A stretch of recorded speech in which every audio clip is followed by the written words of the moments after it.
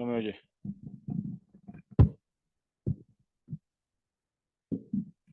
Sergio, ¿me oyes? Sí, te digo. Perfecto, excelente.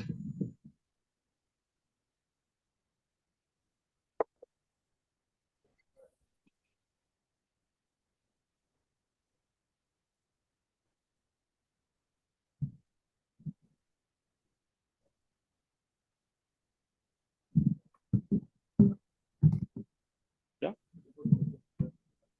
Que si puedes compartir pantalla, Sergio.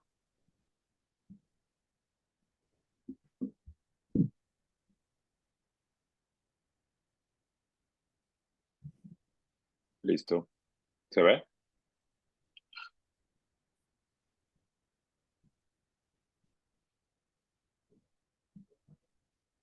Bueno, ¿empezamos?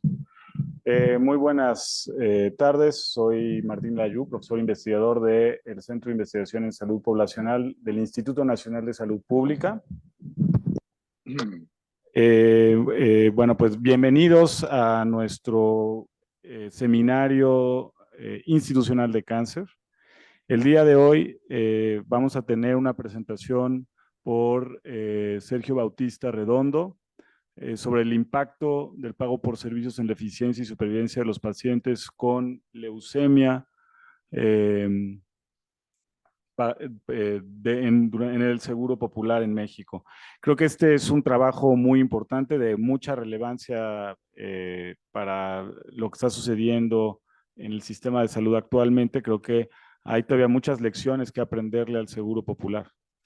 Pero bueno, les quiero presentar a Sergio Bautista. Muchos de ustedes lo conocen, pero bueno, él es investigador en Ciencias Médicas CEFE en la Dirección de Encuestas Nacionales de Salud en el Centro de Investigación, Evaluación y Encuestas de esta institución. Es miembro del Sistema Nacional de Investigadores Nivel 2. Es economista de la salud y tiene una carrera de 20 años en investigación aplicada al diseño y evaluación de programas e intervenciones en salud. Tuve la fortuna de trabajar con Sergio en este trabajo, aunque más liderado por los economistas. Entonces, Sergio, muchísimas gracias. Y bueno, la idea es que nos platiques durante los próximos 40 minutos para que tengamos este tiempo de discusión y de preguntas. Muy bien, muchas gracias. ¿Sí me escuchan bien? Bueno, ok. Bueno, como dijo Martín, gracias Martín por la presentación y por la invitación. Como dijo Martín, vamos a hablar sobre esta evaluación de impacto del financiamiento. Vamos a hablar hoy mucho de financiamiento y de pago por servicios y queremos ver el impacto que tuvo el Seguro Popular sobre estos dos indicadores de desempeño del sistema de salud en el caso de atención a pacientes con eh, leucemia en México.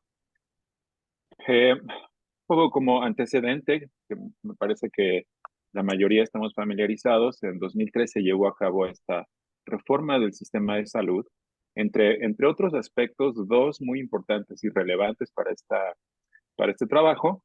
En el contexto de esta reforma del sistema de salud, se creó el Seguro Popular, un mecanismo de aseguramiento social que iba a dar eh, acceso a atención a la población sin seguridad social en México.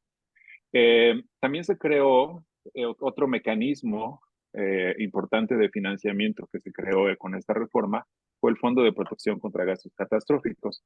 Este mecanismo de pago, básicamente, se creó para financiar la atención de enfermedades con alto riesgo financiero para las familias. Eh, Dado este objetivo, se enfocó mucho en atención de enfermedades muy especializadas, atención en tercer nivel, sobre todo, y en hospitalizaciones. Ahora, estos dos elementos que tienen que ver con lo que conocemos normalmente como los aspectos de financiamiento del sistema de salud, eh, se esperaba que tuvieran un importante efecto sobre el acceso a atención médica, sobre mayor equidad en la equidad, perdón, mayor equidad en el cuidado de riesgo financiero en el país. Y en última instancia, pues para lo que es más importante que el sistema de salud funcione, que es para mejorar la salud de la población. Ahora, ¿por qué se espera esto? ¿Cómo es que un mecanismo de financiamiento, algo tan ah, árido y lejano como es el financiamiento del sistema, eh, podría tener un impacto en la salud? Bueno, para esto es muy útil tener una especie de marco de referencia, un marco teórico que nos permita analizar este tipo de problemas. Y a mí me parece que uno particularmente útil es el propuesto en este libro de 2004 eh, de Roberts y otros colaboradores, entre ellos Michael Reich, a quien me parece que conocemos muy bien en el instituto, en donde ellos proponen un marco teórico para analizar reformas del sistema de salud. Y creo que es muy útil para pensar en esos problemas y lo quiero resumir al inicio de este trabajo, porque es precisamente el enfoque de este trabajo ver cómo esta reforma a través del financiamiento tuvo en última instancia efectos sobre indicadores importantes para el, para el sistema de salud. De acuerdo con este planteamiento, cualquier reforma del sistema de salud, aquí a la izquierda en azul, se podría conceptualizar como un ajuste en alguno de estos 5 elementos que son elementos estructurales clave del financiamiento de un sistema, del funcionamiento de un sistema de salud. Cualquier reforma se puede entender entonces como un ajuste en el financiamiento definido en este caso como de dónde vienen los recursos y cómo los juntamos para pagar por todo lo que se financia en el sistema de salud. Esto distinto a el segundo elemento que es el pago y se refiere a cómo se usan esos recursos una vez que se juntaron y se pusieron en una bolsa para usar. Entonces, ¿cómo los desembolsamos? ¿Cómo pagamos? Esto tiene importantes implicaciones, como vamos a ver más adelante, sobre el desempeño. El tercer elemento es la organización. Esto tiene que ver sobre todo con la provisión de servicios médicos, cuál es la estructura más como la conocemos de la provisión de servicios. El cuarto elemento es la regulación, cuáles son los mecanismos que usa el gobierno para lograr que los actores involucrados, proveedores, pacientes, médicos, etcétera, sigan ciertas reglas de comportamiento. Y finalmente, el último elemento que ellos llaman comportamiento tiene que ver con otros mecanismos, no necesariamente regulación, pero otros mecanismos como incentivos, por ejemplo, que están diseñados para influenciar las decisiones de las personas involucradas en todo este proceso. Entonces, como digo, cualquier reforma de salud se puede pensar como el ajuste de uno o todos estos elementos que definen en su conjunto al sistema de salud y que de manera muy importante también el cómo se ajustan refleja una cierta filosofía, una cierta ética, valores y principios políticos detrás de la reforma. Aunque estos no sean explícitos, necesariamente se ven reflejados, aunque sea de manera implícita. Y la otra cosa que quiero mencionar sobre esta conceptualización de una reforma de salud es que entonces podemos pensar que cualquier reforma de salud es un ajuste en grados de estos mecanismos. Hay reformas más o menos drásticas, pero si ajustamos estos elementos podemos hablar de una reforma. Y obviamente mientras más drásticos sean los ajustes en estos elementos, más sustancial y profunda es la reforma. Ahora, así es como definimos una reforma del sistema de salud. Podemos ver los resultados de estas reformas en 2 niveles de indicadores de desempeño del sistema de salud. Eh, Ellos plantean unos indicadores que denominan intermedios, que yo estoy llamando aquí atributos del sistema de salud, y que son características que, visto desde un punto de vista más económico, están del lado de la oferta de los servicios. Son tres los indicadores fundamentales que se afectan con una reforma: la eficiencia, el grado en el que se aprovechan los recursos del sistema; calidad de los servicios; y acceso, el grado en el que existen servicios en diferentes lugares. Es una cuestión sobre todo geográfica de existencia de atención médica. Y después, estos a su vez afectan lo que ellos llaman indicadores finales. Y estos tienen que ver con lo que yo llamo acá el impacto en los hogares, aspectos que tienen que ver más con el lado de la demanda del sistema de salud. Eh, Obviamente el más importante y en última instancia de lo que se trata es el estado de salud de la población, pero también un aspecto que tiene que ver más con ciudadanía, que es la satisfacción de los ciudadanos con el sistema de salud. Este es un indicador muy importante, a mí me parece. Y el tercero es el grado de protección de los ciudadanos frente a riesgo económico, la protección financiera, protección frente a riesgos financieros. Entonces, este es el marco que se plantea, una reforma de salud con estos elementos: impacto en indicadores intermedios del lado de la oferta, el impacto en los indicadores finales. Ahora bien, ¿cómo es que esto se conjuga para llegar al impacto final? Bueno, uno de los elementos de la reforma es el segundo en el cuadro azul, que es pago. ¿Cómo se usan los recursos? ¿A quién se les paga? ¿Cuánto? ¿Y de qué forma? Y esto es un elemento muy importante de los atributos del sistema de salud o de la estructura del funcionamiento del sistema de salud, porque tiene un impacto muy importante en el comportamiento, en las decisiones y por lo tanto en la cobertura de los servicios de salud. Eh, el modelo de pago de servicios que se elige, que se utiliza en un contexto, influye mucho en el comportamiento de los proveedores de atención, la accesibilidad y la calidad de la atención a los pacientes y en general la eficiencia del sistema de salud y la equidad. Hay diferentes modelos de pago y diferentes elecciones de cómo realizar esta función del sistema de salud, y esto tiene impactos importantes.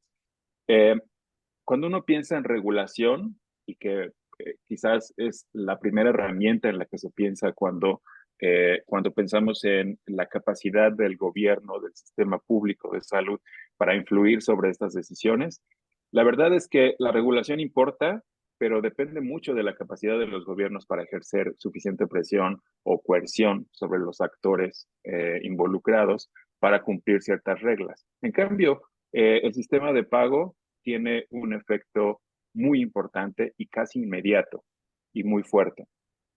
Este tema ha sido estudiado mucho desde la economía.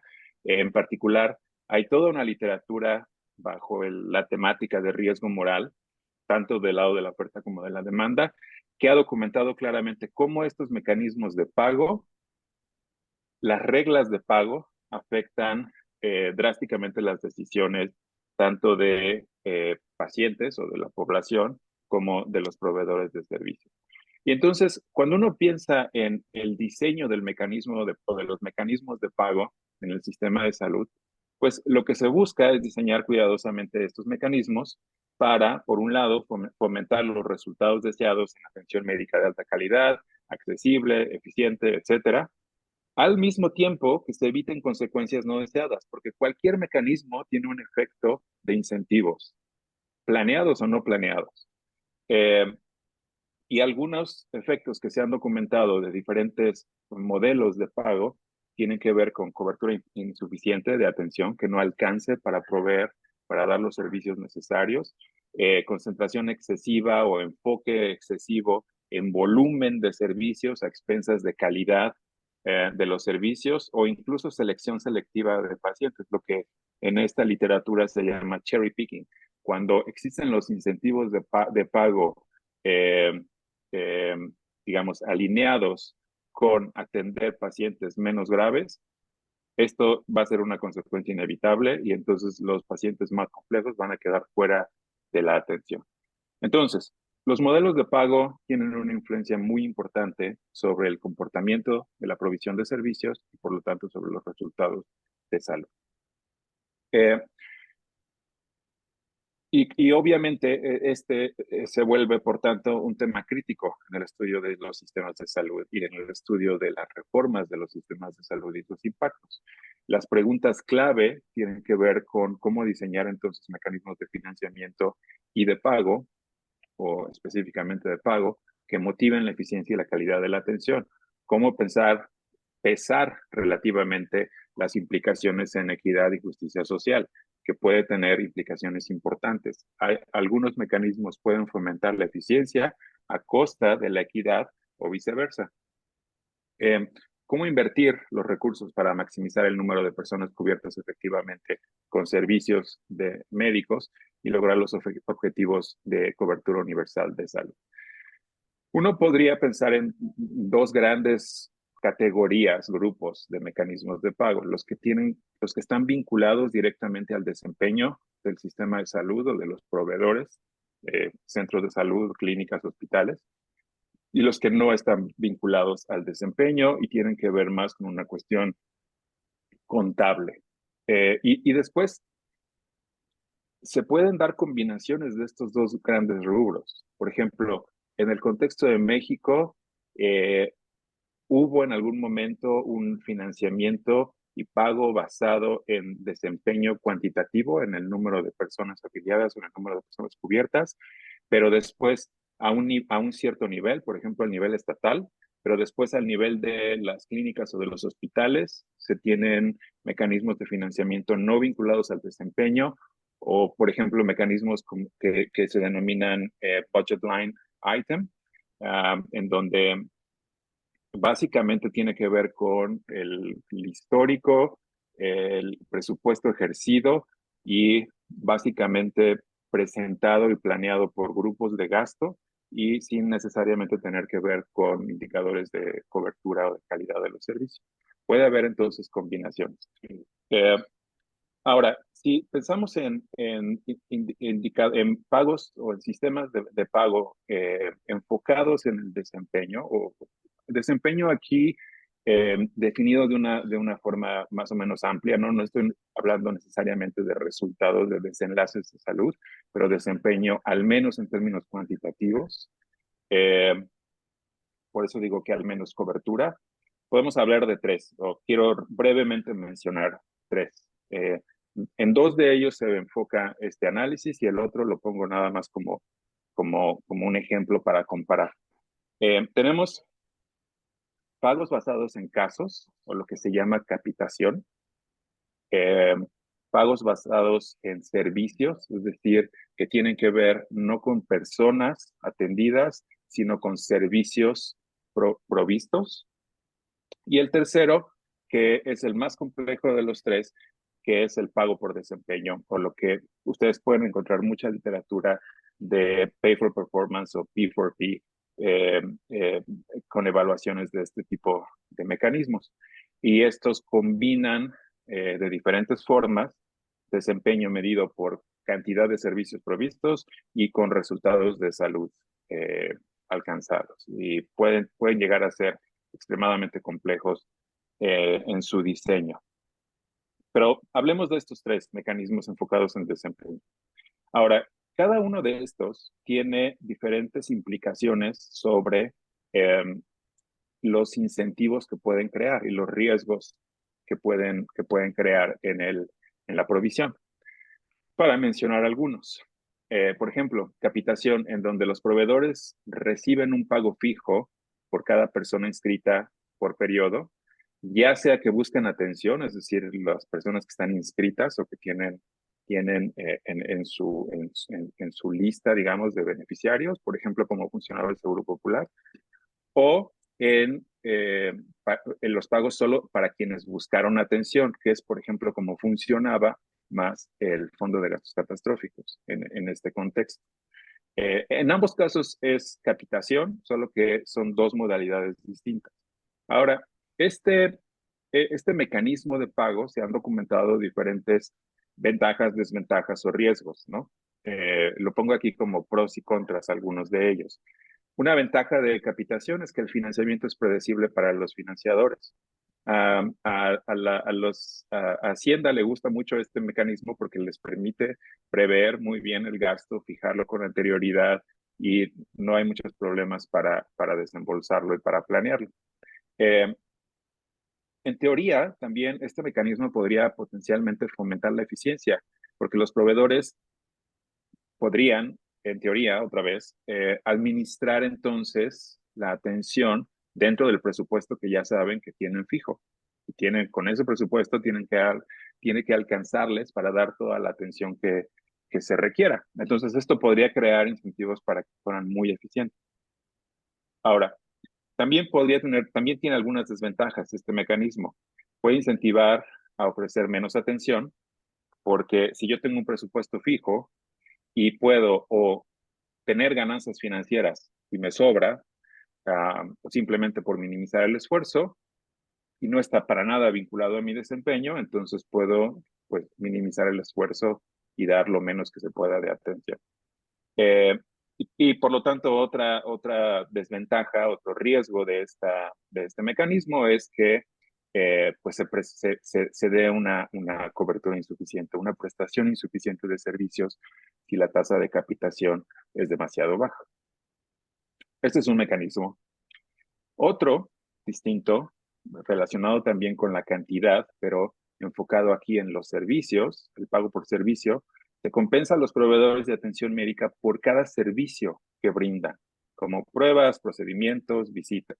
Es decir, no personas, sino atenciones, servicios provistos. Una ventaja es que se incentiva a los proveedores a brindar más servicios y esto puede mejorar el acceso a la atención.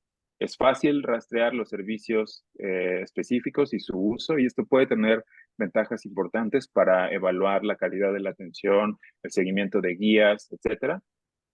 Sin embargo, también un riesgo es que puede conducir a una utilización excesiva del servicio. Si a mí me pagan por cada servicio que doy, esto me puede dar un incentivo para dar más servicios de los que son estrictamente necesarios y esto al final, desde el punto de vista de financiamiento de los servicios, puede aumentar los costos de atención para el sistema.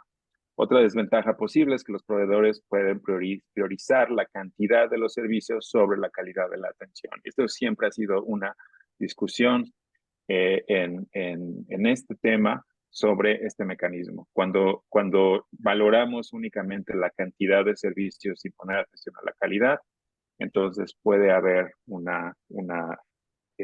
efecto no intencionado negativo sobre la salud de las personas. Y finalmente, el modelo que combina un poco o que puede combinar diferentes niveles de desempeño es el de pago por desempeño, en donde se vincula la compensación, el pago a los proveedores, al logro de medidas de desempeño específicas.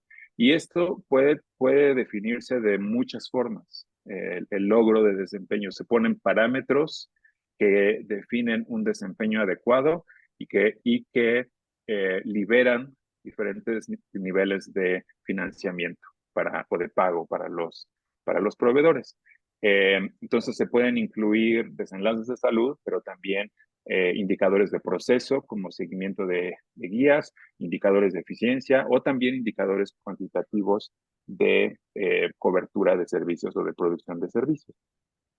Este tipo de financiamiento alienta a los proveedores a mejorar la calidad de la atención si es que dentro de los indicadores de desempeño se incluyen resultados de salud. También tiene el potencial de alinear los incentivos con los objetivos del sistema de salud, que es mejorar la salud de la población en última instancia.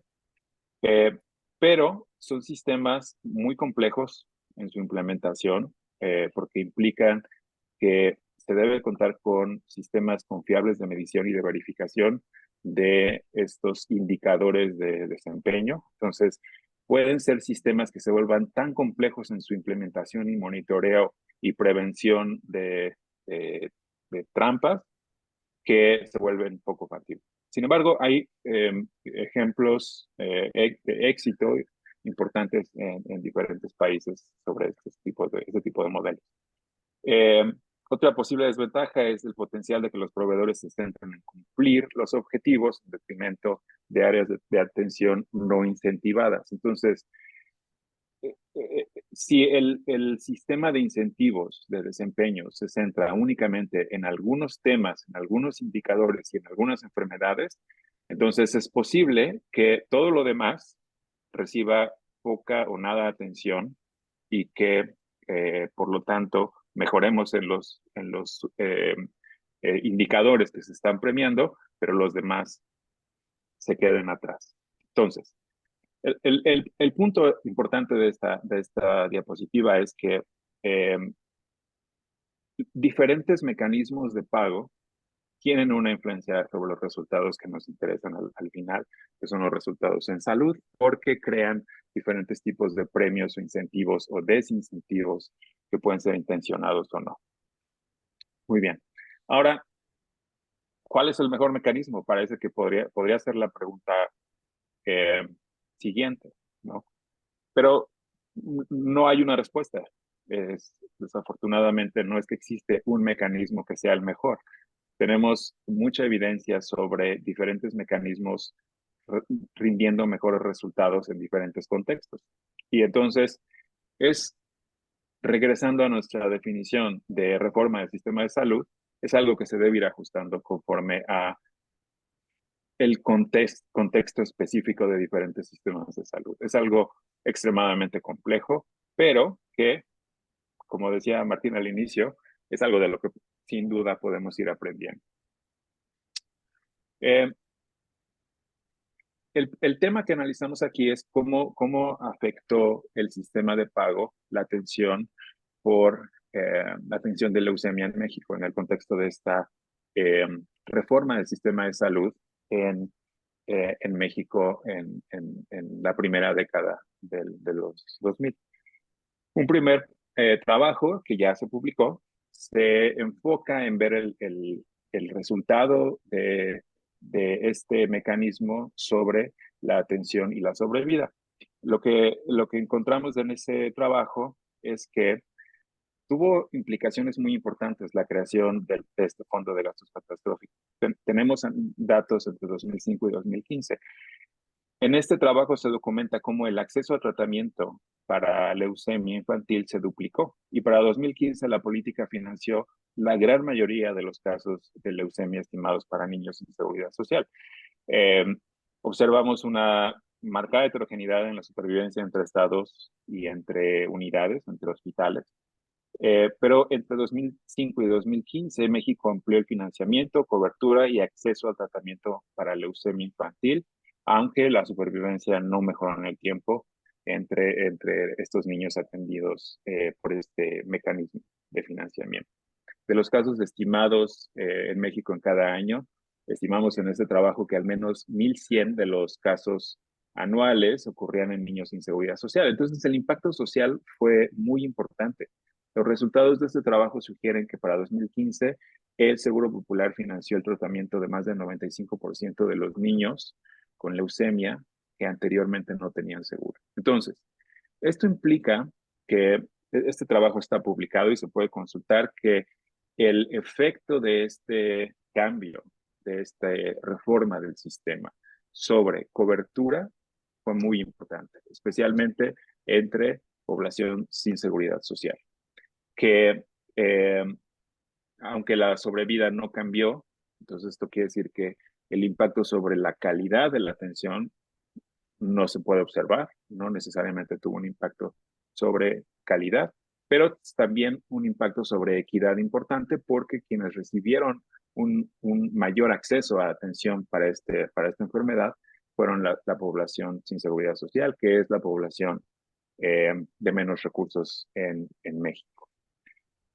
Eso es el análisis por el lado de el acceso, sobre todo. Ahora, como saben, la leucemia infantil es la neoplasia más común entre pacientes pediátricos. Representa hasta 52% de todos los cánceres pediátricos en México. Lo que nos interesa explorar en este trabajo es que además de la reforma de la que hablamos, del financiamiento a través del Fondo de Gastos Catastróficos de esta enfermedad en el periodo de 2005 a 2015, dentro de ese periodo hubo un cambio en el mecanismo de pago. Entre 2005 y 2015, el fondo financió tratamiento de leucemia en México utilizando dos esquemas. Un pago basado en casos o capitado de 2005 a 2010 y pago basado en servicios de 2011 a 2015. Entonces, lo que exploramos en este trabajo es evaluar el impacto del mecanismo distinto de reembolso por servicio sobre gasto promedio por paciente y sobre la supervivencia a 3 años en comparación con el método de reembolso basado en casos. La idea es ver si el cambio de mecanismo de pago tuvo un impacto sobre eficiencia y sobre calidad de los servicios. Muy bien. Analizamos los mismos datos que en el trabajo que mencioné antes, datos de pacientes con leucemia cubiertos por el Seguro Popular en México de 2005 a 2015, comparando los dos periodos, en el periodo de pago per cápita de 2005 a 2011 y después de 2011 a 2015, cuando se implementó el pago por servicio. Y vemos el efecto sobre el gasto promedio por paciente, que es un indicador de eficiencia en el sistema de salud, y la supervivencia a 3 años de los pacientes atendidos, con los dos diferentes mecanismos. Estratificamos la muestra por riesgo entre estándar, menores de 9 años y alto, menores de 1 año y mayores de 10. Estratificamos también por proveedor, Secretaría de Salud y otros, en donde se incluyen algunas unidades privadas por nivel de atención y por volumen de pacientes, para ver si diferentes tamaños, digamos, de proveedores tenían efectos distintos. Lo que hicimos fue, para este análisis, crear cohortes de pacientes de acuerdo al año en que fueron diagnosticados e iniciaron tratamiento, para evaluar mortalidad y supervivencia, para ver si fueron diagnosticados e iniciaron tratamiento antes o después de 2011. Y después vemos un análisis descriptivo para evaluar los cambios en el tiempo en ambos indicadores. Y después la estrategia que usamos para aproximarnos al impacto o la relación causal del mecanismo de financiamiento o de pago sobre estos indicadores de interés es que usamos un modelo de regresión discontinua para evaluar el cambio debido al mecanismo de pago. Muy brevemente, esta estrategia de regresión discontinua es un enfoque cuasi experimental que se usa muy comúnmente en evaluación de impacto, en econometría para estimar el efecto causal de intervenciones cuando la asignación aleatoria no es factible o no es ética o no es posible.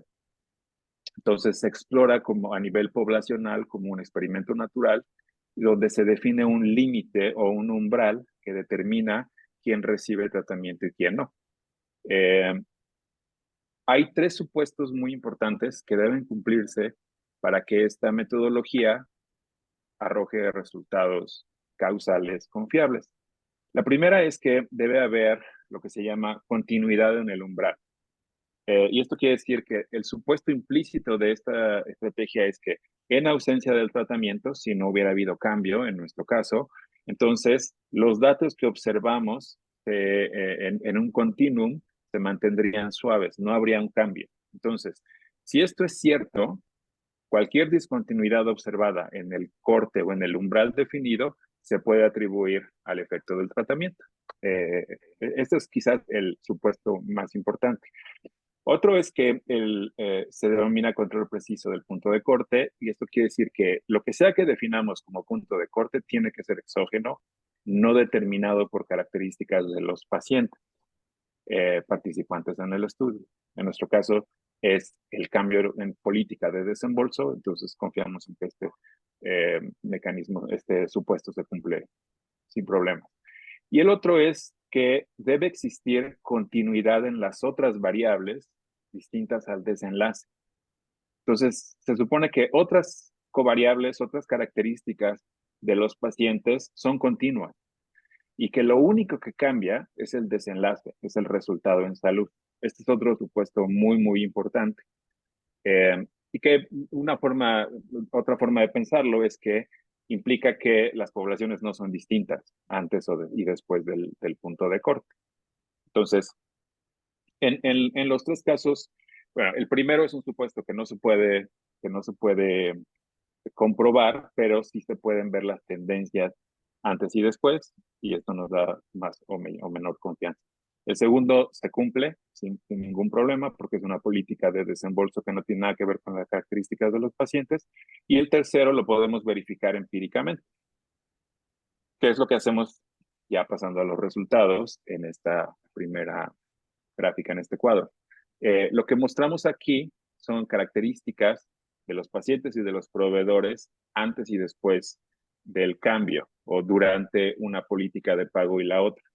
Eh, Tenemos en la columna de en medio todos los pacientes que iniciaron su tratamiento entre 2005 y 2010, cuando existía la política de pago basado en capitación, y en la columna de la derecha, todos los pacientes que iniciaron atención cuando el mecanismo de pago era por servicio. Tenemos más o menos la mitad de la muestra de cada lado, 4.500 pacientes de un lado, 4.800 de otro. Eh, en términos de sus características observables, podemos verificar en los datos, 53% hombres en un caso, 56% en el otro. En términos de riesgo, 35 y 65, estándar y alto en capitación, y 30-70 en el caso de pago por servicio. Entonces estadísticamente no son distintos. Características de los pacientes, tenemos de los proveedores, perdón, 51 y 55. En términos de volumen, prácticamente no hay diferencias. Medio alto, 78% en un caso, 80% en el otro, 88% proveedores de la Secretaría versus 84%, y en términos de nivel de atención, 55% en tercer nivel en ambos casos, 41%, son idénticas las distribuciones en ambos casos. Entonces, esto nos permite verificar que efectivamente se ve una continuidad en las covariables. Son básicamente poblaciones muy parecidas. En cambio, cuando vemos el gasto promedio en estos dos mecanismos, el gasto promedio por paciente, medido aquí en dólares, es 23,000 en el caso de pago per cápita y 6,700 en el caso de pago por servicio. Y esta diferencia es sobre todo más notable en el caso de los pacientes con riesgo alto, de 34,000 versus 6,000. Y esto es porque en el contexto del pago por per cápita sí se distinguía el reembolso por el riesgo. En términos de supervivencia, 66% de sobrevida a 3 años en el caso de per cápita versus 75 en el caso de reembolso por servicio. Entonces, estas son las características, digamos, descriptivas de las poblaciones y de los resultados en ambos casos. Y lo que mostramos aquí es, por un lado, la evolución en el número de proveedores. Lo que vemos es que antes del cambio hubo un aumento. A partir de 2009 tenemos una cantidad de proveedores muy estable, 50 más o menos, que ya no cambiaron. La línea roja muestra el año en que se dio el cambio. Y en términos de la evolución del número de pacientes, pues se muestra un crecimiento más o menos sostenido que no se vio muy afectado por el cambio de políticas. Hubo un descenso el año que se hizo el cambio, ligero, pero en general se mantiene una tendencia muy estable en el crecimiento de acceso a pacientes en los dos periodos. Cuando vemos ya gráficamente la evolución del reembolso promedio según el riesgo y el total, pues lo que vemos es cómo evoluciona aquí el gasto promedio por paciente en el periodo de per cápita y cómo a partir del cambio en política de pago por servicio baja drásticamente el total y como vimos en los datos descriptivos, el cambio se da sobre todo más drásticamente en la línea roja, que es el desembolso promedio para los pacientes de alto riesgo. En el caso de los pacientes de menor riesgo, sí se da un cambio y sí se ve un descenso a raíz del cambio, sin embargo, no es tan drástico. Y la otra cosa que se puede ver en esta gráfica es cómo a partir del cambio a pago por servicio, se juntan mucho las tres líneas, se vuelven mucho más comparables el gasto promedio por paciente una vez que se paga por servicio.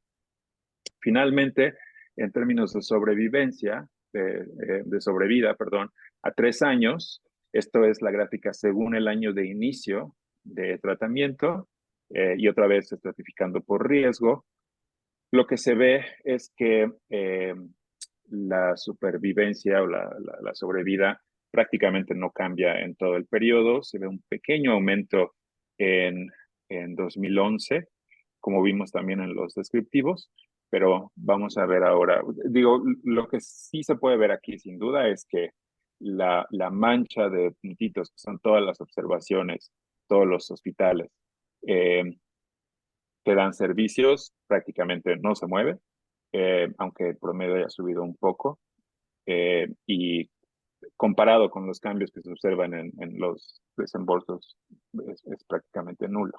Ahora, ya cuando implementamos la estrategia de regresión discontinua, aquí ya podemos medir paramétricamente el cambio y lo que se ve acá es otra vez tenemos los dos periodos, tenemos todas las observaciones y la estimación para los pacientes de riesgo de alto riesgo y de riesgo estándar antes y después. Y lo que se ve aquí es que eh, esta ya es la estimación de la regresión de discontinuidad y entonces lo que vemos es un descenso drástico en ambos casos, aunque en el caso de alto riesgo, la disminución es de 143% al pasar de pago per cápita a pago por servicio y de 36% en el caso de riesgo estándar. En ambos casos, estos cambios son estadísticamente significativos y cuando vemos el efecto en supervivencia, lo que encontramos es que no hay un cambio significativo en la supervivencia de los pacientes en ninguno de los dos casos, ni en riesgo estándar ni en riesgo alto. Entonces, para resumir los hallazgos de este trabajo, la cobertura del tratamiento de leucemia se duplicó en el periodo de 2005 a 2015, con una disminución en el gasto promedio por paciente y supervivencia estable a 3 años. Esos son los hallazgos eh, eh, clave del trabajo. Y lo que podemos documentar con esta experiencia es que el cambio en el esquema de reembolso de 2011 resultó en una disminución significativa del gasto promedio por paciente. Sin embargo, a pesar de esta disminución en los costos, la supervivencia no se vio afectada. Entonces, en este ejemplo, el mecanismo de pago por servicio produjo mejores resultados en eficiencia sin afectar el acceso ni la calidad de los servicios, para regresar a nuestro marco teórico que presentamos al inicio. Muchas gracias. Un poco tarde. Muchas gracias. ¿Alguna pregunta? Ahorita yo tengo varios, pero ¿no? Bueno, yo voy a empezar. ¿Nos puedes un poquito poner esto en contexto digamos, los cambios recientes en el sistema de salud? Es decir, digamos, ¿qué aprendimos de esto? Y de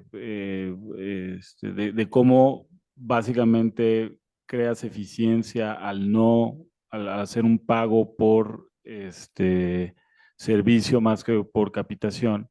Y nada más dar un poquito el antecedente de cómo son los pagos en el sistema actual y en lo que se está pensando hacia adelante y cuáles serían las implicaciones. Sí. Bueno, no tengo muy claro cómo se está pensando hacia adelante.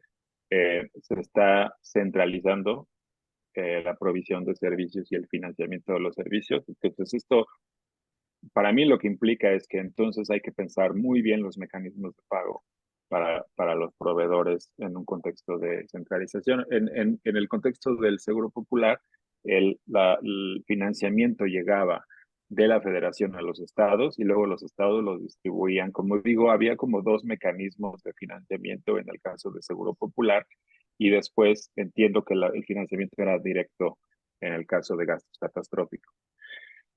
Yo creo que eh, una de las razones por las que observamos este cambio tan importante es porque obviamente cuando se define el pago por per cápita, eh, incluso en este caso que se definió por riesgo, eso es algo muy bueno porque claramente no todos los casos, sobre todo en este tipo de enfermedades, van a van a costar lo mismo.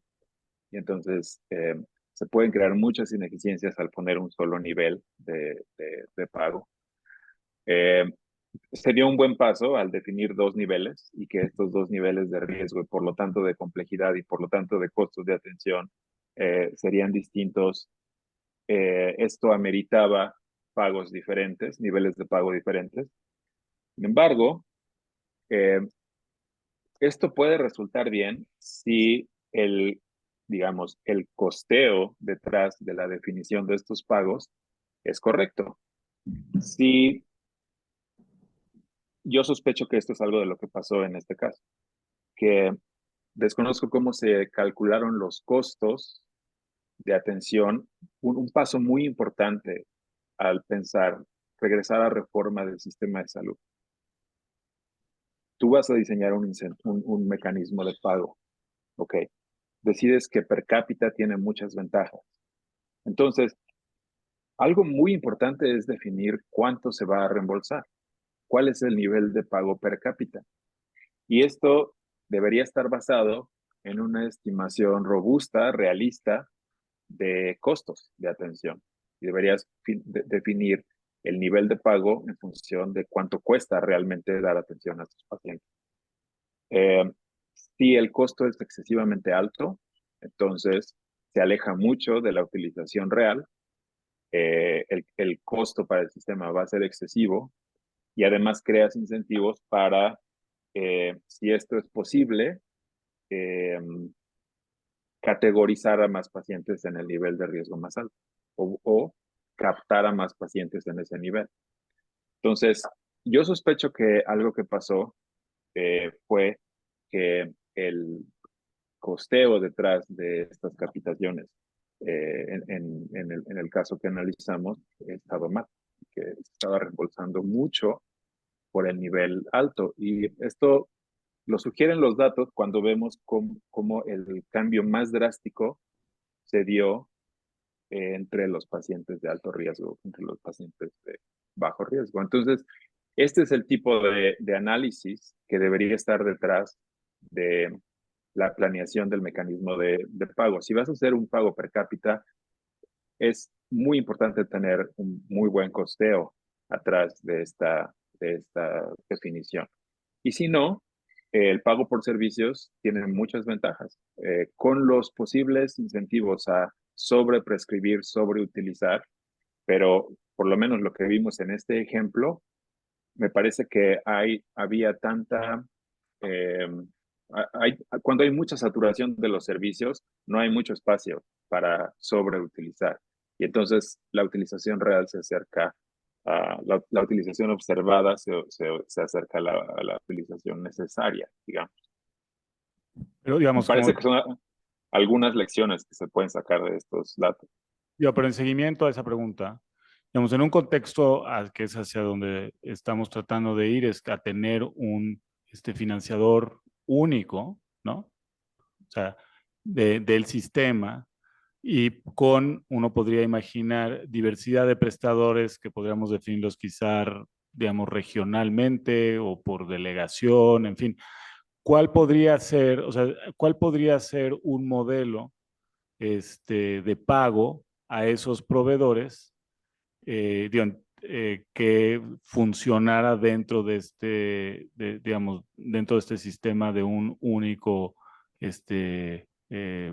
financiador o pagador? Porque, digamos, o sea, mi pregunta va un poquito en el camino de decir, bueno, ¿qué hace el día de hoy el IMSS para justamente pagarle o sea, el IMSS central para pagarle a las delegaciones? Y yo estoy suponiendo que hace capitación, pero no sé si, vamos, o sea, la pregunta es cómo podemos aprender de esto en un sistema de salud con un solo pagador, y pensando que la diversidad de los prestadores viene pues de, digamos, los distintos hospitales, vamos a decir, pediátricos que pueda haber en el país. Y yo pienso que las lecciones no cambian por ser centralizado o no, porque de hecho era centralizado en ese momento la atención a este nivel, digamos, el financiamiento a este nivel, porque estamos hablando de atención súper especializada de enfermedades muy costosas y muy complejas. Estos resultados no necesariamente aplican a la atención a nivel primario, ¿no? Atención mucho más básica, donde se usa más bien un sistema de budget light. Eh, entonces, yo pienso que no hay nada que el contexto actual tenga que sea distinto a lo que observamos y que por lo tanto podamos decir, pero en el contexto actual esto no aplica. Al contrario, yo pienso que las lecciones son muy relevantes para el contexto actual.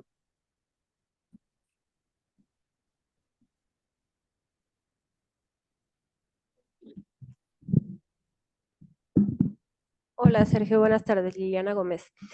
Yo me voy a ir más atrás que Martín porque o sea, por desconocimiento es esta pregunta. En- Cuando se financia per cápita, es decir, se le asigna un monto de cuánto cuesta un caso de leucemia, ¿no? Y ese es el total que se paga, si entiendo bien. Y cuando se hace por servicios, entonces cada institución reportará al pagador cuáles fueron los servicios que se hicieron en total, no por paciente, ¿correcto? O sea, y eso incluye Correcto. gastos diagnósticos de tratamiento, etcétera.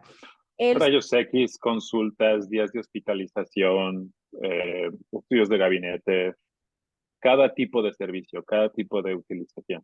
Sí, y alguno de los dos esquemas cubría los gastos de traslado de No, pacientes familiares, ninguno de los dos esquemas lo cubre. Em, no, Entiendo que explicaste que hay diferencias entre la supervivencia por estado y tú que conoces los datos, me imagino que esta supervivencia también eh, es distinta por el acceso a los servicios de salud, es decir, en las ciudades grandes donde tienes un centro que puede atender a estos niños y quienes son residentes de estas ciudades pues tendrán mejor supervivencia o no, o la limitación en el acceso viene desde que no hay un fondo que cubra los traslados para aquellos pacientes que no tienen un acceso cercano a los hospitales. esto ya se relaciona más con, yo estoy de acuerdo con tu hipótesis, eh, se relaciona ya más con otro atributo del sistema, otro de los aspectos que mencionamos como indicadores intermedios, que es acceso. Y desde luego que eso afecta. En muchos casos no podemos ni observarlo porque si los pacientes ni siquiera llegan a la atención, entonces no sabemos qué pasa. Eh, Desde luego que esto es muy importante y es mucho más importante en el caso de atención de este tipo de enfermedades. Eh, Hicimos una encuesta de gasto de bolsillo entre todos los pacientes de los institutos nacionales de salud el año pasado, justamente enfocados en ver cuánto gastan, por lo menos las personas que ya llegan ahí. Y una pregunta de interés sí era ver cuánto pagan por su atención médica, ya sea que lo tengan que pagar en el instituto o fuera del instituto. Pero también nos interesaba mucho ver cuánto gastaban lo que llamamos gastos indirectos de bolsillo, que es todo lo que gastan en, sobre todo, tres aspectos: en transporte, hospedaje y comida, y en pérdidas de ingreso por los días que no pueden trabajar por estar en atención, y que además se extiende muchas veces a personas que los acompañan para recibir atención y que también están perdiendo sus ingresos. Y lo que encontramos es que, de hecho, el nivel de gasto indirecto es más alto que el gasto directo en la atención. Entonces, pensando en otros aspectos relacionados con el desempeño del sistema de salud, estos gastos indirectos, sobre todo en el caso de este tipo de enfermedades, es muy, muy importante abordarlo porque tiene consecuencias no nada más de acceso, que sí, hay personas que pueden no tener acceso simplemente porque no pueden pagar ese viaje o no pueden darse o no tienen quien los acompañe, que pueda dejar de trabajar. Eh, pero también porque, digo, ese es quizás el más importante, ¿no? El efecto en acceso, personas que simplemente no pueden llegar. Pero incluso entre los que sí pueden llegar, tiene un impacto importante en su bienestar por todos estos gastos que les implica acceder a la atención. Y entonces mi pregunta al respecto sería si con esta experiencia consideras que podría ser importante o relevante que los financiamientos de este tipo tomen en consideración los gastos no directamente relacionados con la atención, pero con traslado, con estancia, con alimentación, y si se ha hecho, supongo que sí, estudios al respecto de cómo podría mejorar la supervivencia. eh, y pues es todo. Gracias. Sí, no sé, pero definitivamente sí es una recomendación que sale de este estudio que mencioné. Y yo creo que si eso no se aborda explícitamente con albergues, con subsidios, digo, hay tantos programas sociales que lo que hacen es dar transferencias de efectivo, que me parece que no sería tan complicado eh, crear un pequeño programa que estuviera enfocado en el reembolso de estos gastos y en albergues, o si albergues es demasiado complejo, simplemente transferencias de efectivo para la atención. Yo, nada más en comentario, el IMSS ya está haciendo esto. Entonces hay una modificación, ya hay una prestación adicional en el IMSS para los padres de niños con cáncer, donde, digamos, al menos, digamos, el Instituto Mexicano del Seguro Social le paga al empleador el día de, no es una incapacidad, pero el día que, o los días que el padre de familia o madre de familia no pueda ir a trabajar porque está atendiendo la enfermedad del niño. Yo sé que entiendo, no sé si se ha implementado, entiendo que en el ISSSTE se iba a replicar esa iniciativa, pero sí creo que esto, y eso en parte ha sido, y creo que aquí es muy importante, digamos, la encuesta que mencionas, Sergio, pero también, digamos, el entender a los pacientes mismos dentro del sistema de salud.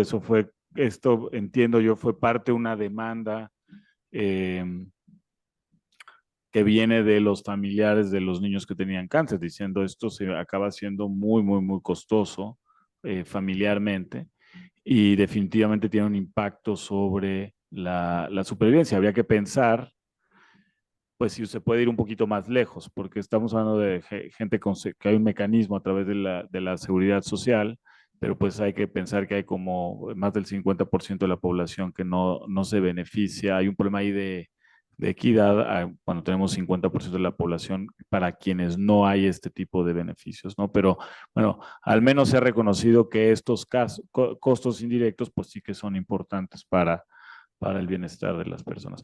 Pues Sergio, pues ya llegamos al final del seminario. Te agradezco muchísimo. Creo que fue muy instructivo. Además, yo creo que los que no nos dedicamos a sistemas de salud y economía de la salud aprendimos mucho. Entonces, muchísimas gracias. Y bueno, pues si alguien tiene, supongo, Otras dudas, bueno, pues siempre pueden contactar a Sergio. Y Claro, gracias, ¿eh? gracias. Gracias a todo el mundo, gracias por venir el día de hoy.